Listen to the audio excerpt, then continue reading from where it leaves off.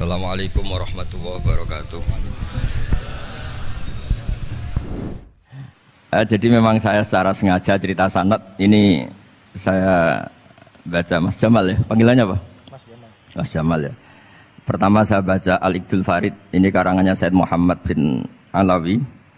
Di sini saya baca supaya barokah dari karangannya Sayyid Muhammad. Di antara orang yang beliau sebut dari ulama Indonesia, beliau ngendikan Al-Habib Al-Mu'ammar Ali bin Abdurrahman bin Abdillah Al-Habsyi. Wal-Habib, ya kuitang ini Bebe. Ya, jadi juga. Ya, ini juga jad beliau dari omnya Wal-Habib Ali bin Husain bin Muhammad Al-Attas, Sahibitat. Wal-Habib Hamid bin Muhammad bin Salim As-Siri. Wal-Habib Muhammad bin Ahmad bin Zain Al-Haddad. Wal-Habib Syekh bin Salim bin Umar Al-Attas. Nah ini Wal-Habib Salim bin Ahmad bin Jintan bin Syekh Abu Bakar bin Salim. Ini kitab karangannya Sayyid Muhammad bin Alawi. Terus ketika beliau cerita Sanad Ad-Darimi, Sunan Ad-Darimi, beliau ngendikan Arwi Sunan Ad-Darimi anis Sayyid Salim bin Jintan Alian anil Habib Utsman bin Abdillah bin Aqil bin Yahya Al-Alawi Mufti Batawi. Ya, An Utsman bin Hasan Ad-Dimyati anil Amir Al-Kabir. Jadi keberadaan Habib Salim ini mudawwan, selain faktanya beliau sering ta'lim juga mudawwan dibukukan. Saya pernah hormat kholnya Syekhona Khalil. Di situ di antara manaqibnya ditulis min ajalli ta'lamidihi Salim Al-Habib An-Nasib Salim Maula Jintan, itu Alu Jintan disebut di situ. Jadi ini bukan cerita untuk tafakhur, bukan untuk fakhriyah, tapi ini memang fakta. Untuk fakhriyah, karena pondoknya buyut saya juga namanya fakhriyah, ya. Minal fakhriyah ilal fakhriyah. Ya, minal fakhriyah ilal fakhriyah. Nah ini tentang sanad. Tadi saya sudah mentasihkan beliau dan beliau mengkuatkan hujah kita. Dulu ketika Habib Salim banyak orang yang menyalahkan orang pakai celana, ya. Nanti jenengan yang cerita. Beliau juga bela kultur itu. Saya pernah baca di kitab ya Said Muhammad Alawi, judulnya itu Manhajus Salaf fi Fahmin Nusus. Di kitab saya itu halaman 423. Nanti bisa dicek halaman 423. Di situ ada kata-kata wa kanat sunnatu Rasulillah sallallahu alaihi wasallam annahu yat'amu ma yajiduhu fi ardi wa yalbasu ma yajiduhu wa yarkabu ma yajiduhu mimma abahahu wa ta'ala. Siapapun yang makan faman atama ma yajiduhu fi ardi fawa al-muttabi' sunnah. Kama annahu hajjal baita min madinati nafsi. Faman hajjal baita min madinati nafsi fawa al-muttabi' sunnah. Jadi supaya perasaan orang Indonesia ketika berpakaian seperti ini, seperti saya, seperti teman-teman ini, tetap tercantol, tetap terhubung oleh Rasulullah Shallallahu Alaihi Wasallam. Misalnya Nabi, karena beliau itu orang Madinah, tentu hajinya atau mikotnya dari Dzul Khulaifah. Karena kita orang Indonesia lewat Yalamlam ya harus lewat Yalamlam. Waqata Rasulullah li ahli Madinah Dzul Khulaifah, wa li ahli Syam al-Juffah, wa li ahli Najdin Qornan, wa li ahli Yaman Yalamlam. Jangan mentang-mentang ikut sunnah Nabi terus orang Yaman mikotnya dari Dzul Khulaifah, orang Syam juga dari Dzul Khulaifah. Semua itu harus min Madinati nafsi. Sama seperti Rasulullah yat'amu ma yajiduhu fi ardi, kita juga nat'am ma najiduhu fi ardina. Sehingga jangan sampai umat Islam yang perilakunya keseharian ini sudah baik kemudian merasa tercerabut dari sunnah Rasulullah sallallahu alaihi wasallam. Karena Nabi sebagaimana kita ingin dan kita tahu ketika ada orang Arabi bilang Allahumma arhamni wa Muhammadan wa la tarham ma'ana ahadan. Ya Allah, hanya saya dan Muhammad yang perlu engkau kasihani, yang lain jangan. Kata Nabi, laqad tahajjarta wasi'an. Rahmat Allah yang luas ini kamu persempit. Hanya karena mungkin kita orang Jawa, orang Indonesia. Makanya saya ini bangga ngaji sama Mbah Mun. Beliau orang Jawa, saya ngaji juga hanya di Indonesia. Tapi guyonannya Mbah Mun dulu itu lucu. Wong koyok kon tuh kayak orang Jawa, kayak kamu tuh mesti ada yang alim. Karena Islam ini kafatal linnas. Makanya yang ahli nahwu itu Imam Sibawayh, padahal beliau Persia. Imam Ghazali juga bukan orang Arab, tapi alim hujatul Islam. Karena Allah ingin memaklumatkan bahwa agama ini kafatal linnas. Bukan milik orang Arab saja, bukan milik siapa saja, tapi kafatal linnas. Makanya kita harus bangga dengan tradisi para habaib. Ada Rauhah Bukhari. Bukhari itu kita tahu namanya itu Muhammad bin Ismail bin Ibrahim bin Mughirah. Setelah itu sudah namanya bin Bardasbah. Maula Al-Ju'fi ini Bardasbah itu orang yang dulu diislamkan keluarga Al-Ju'fi. Itu Mbah Mun kalau guyon itu Bardasbah cara Jawa mbok parmen mbok parlan ngono. Tapi nyatane dia putu alim alamah namanya Imam Bukhari. Artinya kita tentu sepakat, sangat-sangat sepakat, sangat menghormati orang-orang yang arfa'u minna nasaban kayak para habib. Tapi para habib juga mau ngakui kayak pakai Bukhari as-Sahihul Kutub ba'da Kitabil Al-Bukhari. Sehingga memang nggak pernah ada masalah secara sanad, secara tradisi. Di kitabnya Sayyid Muhammad ini ada sanad dari ulama India yang orangnya juga macam-macam dari marga macam-macam. Jadi saya mohon barokahnya sanad ini kemudian kita tahu apa sih sanad itu. Sanad itu ya kadang-kadang harus lewat orang yang mungkin kita tidak cocok. Dulu itu ada sahabat tanya, kalau mencium istrinya pas Ramadan itu sah apa enggak? Kebetulan ditanya itu Maimunah. Enggak tanya Saudah karena sangat yakin enggak itu. Saudah itu enggak. Itu Maimunah jawabnya, kalau kita enggak ngalamin, coba tanya Aisyah yang potensi ngalamin dicium pas Ramadan. Sebetulnya istilah laki itu sama Aisyah kok. Ya agak gimana loh namanya ada itu Latifan. Ada tanya, ya Aisyah, gimana hukumnya laki mencium istrinya pas Ramadan? Jadi jangan Aisyah, kalau ada Rasulullah bahwa yang lainnya nggak bisa jawab, nggak ngalami. Jadi sanad tuh kadang ya cocok nggak cocok ya, memang itu fakta. Cara mandi junub, kayak apa pinternya sahabat cowok kalau mandi junub ya nggak tahu. Akhirnya tanya sama Sayyidah Aisyah, sama Sayyidah Maimunah. Apapun dekatnya istri Rasulullah, kalau perang ya tidak tahu. Wong itu lelaki. Begitu juga afdhalus sahabah kayak Abu Bakar, kadang harus mendapatkan hadis dari orang-orang yang nyun sewu agak deso. Bahkan kadang maula kayak Sauban, kayak Rabi'ah bin Ka'ab. Orang-orang biasa sekali. Khodim dulu. Tapi ini kan barokahnya khodim itu tahu keseharian Rasulullah SAW di dalam. Misalnya Anas, apa kenangan kamu dengan Rasulullah? Kenangan saya itu saya khodam tu Rasulullah SAW asra sinin. 10 tahun saya itu tidak pernah melakukan sesuatu ditanya Nabi 5 sonakta. Walalise entarab tu 5 tarabta. Sehingga kalau saya pas baik itu ya gak berani tanya anak dalam saya, ngapain kamu? Dan sama kan pinter anut sunnah Rasulullah SAW. Akhirnya dalam keluarga saya enak ebeb orang nggak tahu ditakoi. Jadi hal-hal seperti ini itu keseharian yang harus kita suka. Di antaranya lagi, inna min khiyari ummati fima nabba'ani al-malul a'la kauman yathakuna jahron. Di antara nanti umat pilihanku adalah orang-orang kalau tertawa itu keras sekali. Kauman yathakuna jahron. Itu dulu juga, padahal ada riwayat kasratud dhahki tumitul qalba. Banyak tertawa itu bisa mematikan hati. Tapi ini juga dilawan kalau banyak cemberut bisa frustasi. Nah, sehingga di ilmu ini cerita saya nanti di tasnya Habib Jintan. Semoga nasinya bener, saya tamu pasti dihormati. Nggak penting bener ndak itu nggak penting. Yang penting tamu itu dihormati. Ya kebetulan saya ini tadi kan hormat mbah saya masih mbah saya Mbah Mutamakin di Hajan. Pagi tadi hormat buka luar di Sunan Kudus jam 7 saya tadi di Kudus. Ya, akhirnya sama teman-teman difasilitasi disuruh naik pesawat tadi jam 11 tadi. Tapi saya tidak capek karena memang saya senang cerita sanad. Tapi yang lucu-lucu saja, nanti yang serius jangan saya, yang lucu-lucu saja. Biar lucu sampean tuh tidak ngawur, tapi ada sanadnya. Ada seorang mufassir yang bilang ketika nafsiri wa annahu wa adhaka wa abka. Allah itu zat yang memberi kamu tertawa. Mbok kamu ingin susah, tidak akan tertawa. Tapi kalau Allah menghendaki ya tertawa aja. Ada orang miskin frustasi, maunya gak tertawa. Tahu-tahu jalan-jalan ngerti badut, ya akhirnya tertawa.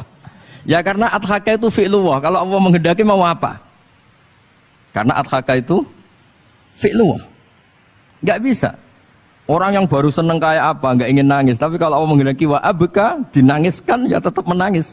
Wa anna wa adhaka wa abka. Karena kita ini semua adalah objek oleh kudrahnya Allah Subhanahu wa ta'ala. Saya itu sebenarnya paling tidak ingin ngaji bareng Habib loh. Selain kalah nasab ya kalah ganteng. Ya tapi ditakdir mau apa?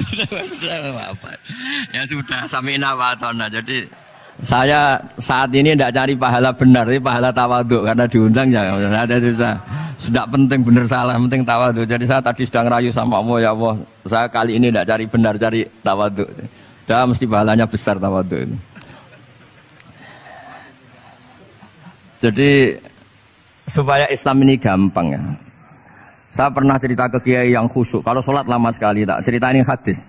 Nabi itu gak pernah menegur orang yang sholat cepat. Yang ada itu sanad negur sholat lama. Terus tak ceritanya hadisnya Mu'ad, tertawa-tawa deh. Gus, kamu itu raan kok masih punya dalil? Saya punya sanad.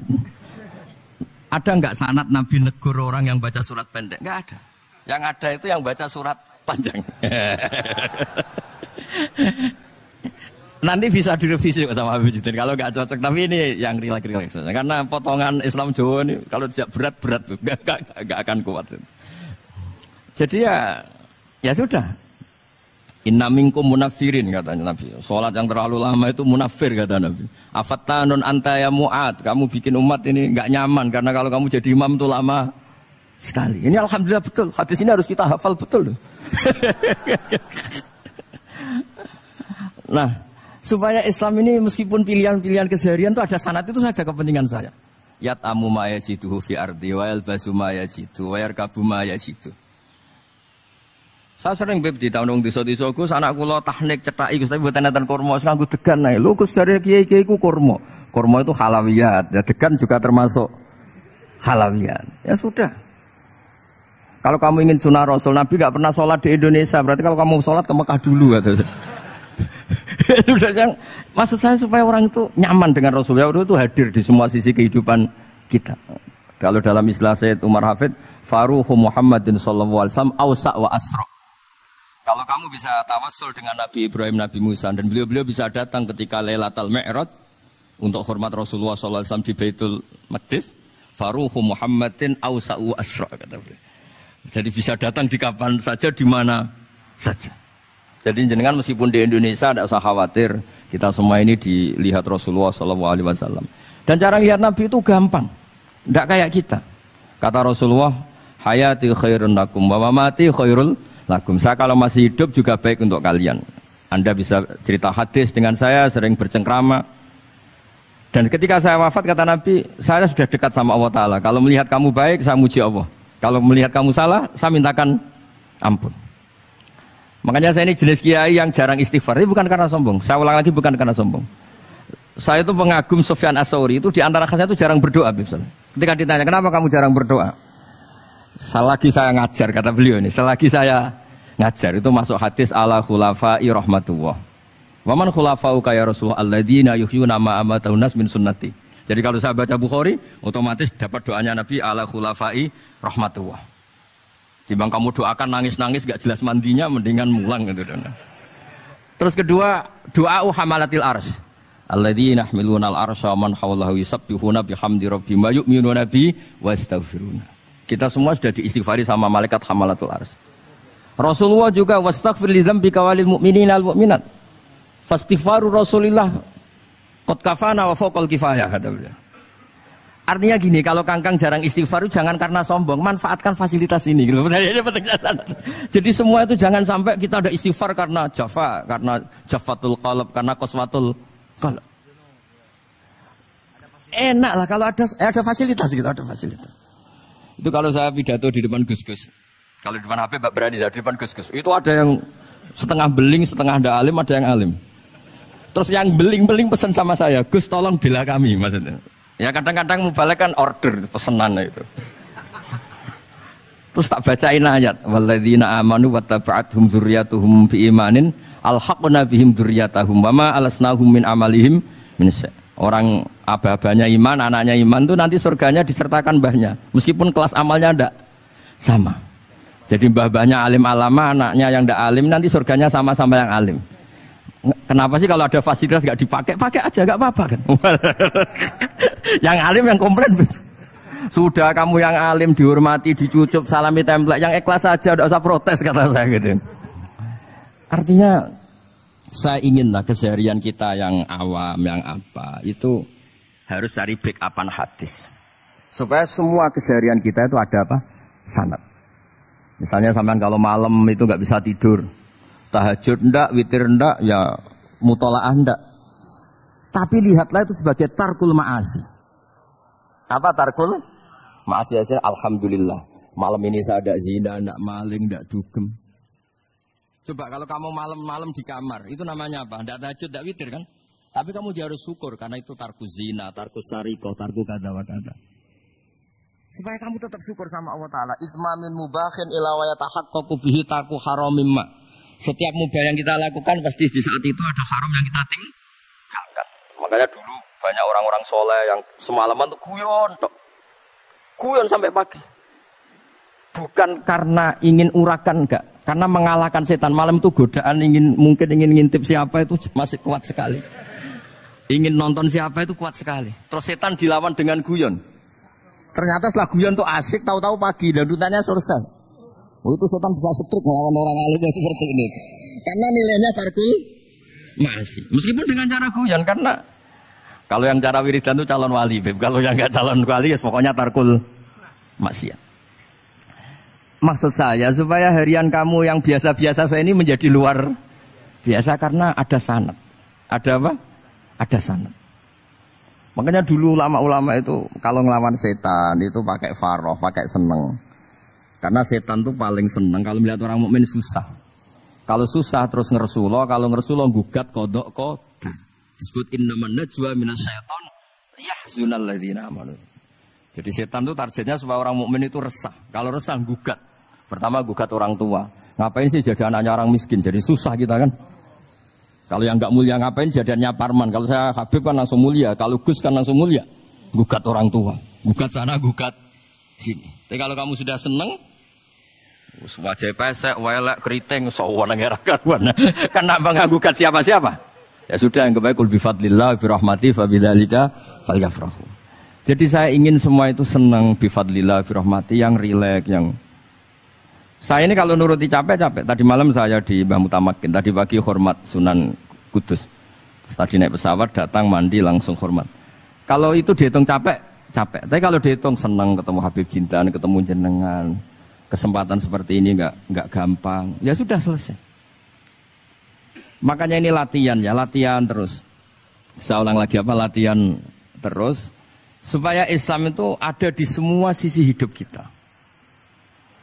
Saya pernah sering cerita di mana-mana itu. Ada wali itu istrinya cerewetnya bukan main. Wah itu semua muridnya sudah tak biayai kamu cerai, nanti tak ganti istri yang lebih baik lebih. Enggak mau cerai alasannya apa? Ini wanita bahaya sekali.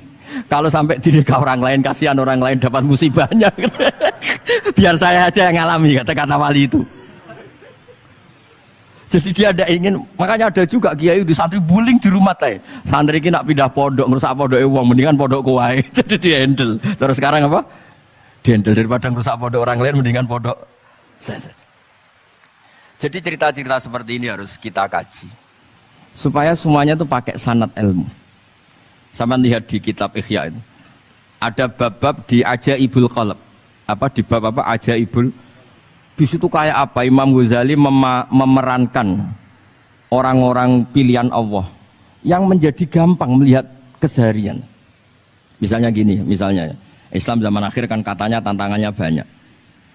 Coba kalau baca ayat wa ya'ballahu illa yutimma nurah wallahu mutimmu nurih. Agama ini milik Allah, diurus oleh Allah Ta'ala. Islam ke Indonesia itu enggak ditunggoni Nabi. Nabi sudah intaqala ila rafiqil a'la. Kadang di kampung-kampung di Islam nomodin. Ya jalan karena ini agama Allah. Kita ditinggal-tinggal orang yang lebih baik ketimbang kita. Islam kita tunggui. Ya jalan, memang ini agama Allah yang ngurus Allah. Kamu tidak usah khawatir. Jadi seneng kita bukan karena dablek, karena yakin jaminan Allah Subhanahu wa taala. Jangan sampai kamu itu seneng karena dablek, karena arogan, jangan. Karena bidomanillah, yakin bidomanillah wa bikafalatillah. Seperti senangnya Sayyid Abdul Muttalib. Ketika Ka'bah mau dirubuhkan Abraha, ada penyerangan Abraha. Ini yang Mbah Mun sering cerita ini. Wah itu semuanya kalah. Terus takok, man sayyidu hadhil wadi? Siapa tuan di sini? Abdul Muttalib. Abdul Muttalib itu datang dengan wibawanya yang luar biasa. Abraha itu sampai bingung dia. Kalau duduk di singgasana dia disalahkan orang banyak. Karena raja kok duduk berdua sama orang yang tidak raja. Kalau Abdul Muthalib di bawah, dia nggak punya nyali karena ada haibahnya Sayyid Abdul Muthalib. Oleh takdim luar biasa. Setelah itu tanya, apa keinginan kamu? Saya tidak ingin perang, saya hanya ingin merobohkan Ka'bah. Ternyata Sayyid Abdul Muthalib jawabnya apa? Unta saya yang 100 lo kembalikan dulu, tidak usah cerita Ka'bah. Kagetnya bukan main Abraham. Kamu ini pemimpin yang nggak benar. Ka'bah itu dinu kawadinu abaik, itu kan agama kamu. Mau saya robohkan, kamu malah bicara unta. Ini kamu itu pemimpin model apa? Jadi saya nyesal hormat kamu. Ternyata kamu mental kamu hanya mikir apa? Unta. Tapi jamnya Abdul Muthalib itu unik. Inna lihadal bait rabban hamaluk. Unta itu milik saya, kembalikan dulu. Kalau Ka'bah itu milik Allah, nanti diurus yang punya. jadi dibalik seenaknya itu ada tauhid yang luar biasa. Makanya saya termasuk kiai yang nggak susah kalau mau mati. Kalau mau mati, mati aja. Saya udah mikir kalau setelah saya ini agama gimana ya, di mana-mana agamanya Allah Ta'ala. Jadi dibalik, ya secara lahir kan seenaknya. Ternyata innaliyadal bait rabban amal. Sampai itu ada yang punya, nanti biar diurus lagi. Punya. Nah, maksud saya kalau jenengan ini kan insya Allah dablek semua. Kawin ya nggak mikir istri saya nanti makan apa, ya kan? Masa depan kamu ya tidak dipikirkan, warisan nggak punya apa-apa, nggak punya ya sudahlah.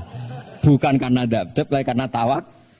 Ya itu saja. Pokoknya saya ingin ngomong, pokoknya perilaku Anda keseharian itu jadi energi toat, ya. Perilaku keseharian Anda ini jadi energi apa? Itu saja.